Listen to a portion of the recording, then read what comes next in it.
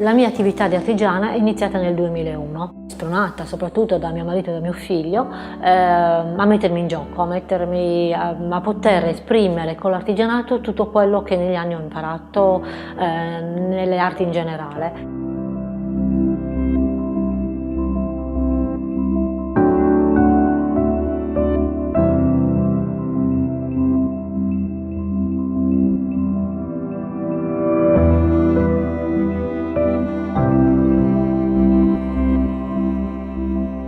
La produzione non è cambiata tantissimo, è migliorata forse, perché il tema è sempre lo stesso, però ogni volta che tu fai un lavoro stai già pensando a come poterlo migliorare.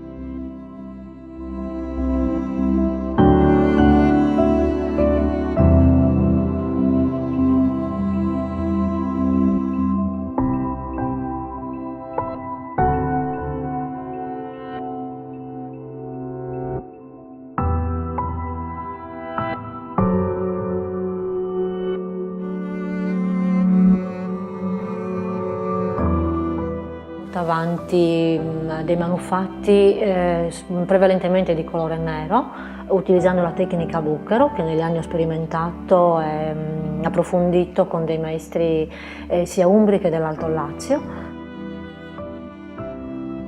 Affascina molto perché è un colore che viene ottenuto dalla cottura fortemente riducente, dove l'argilla prende questo colore nero.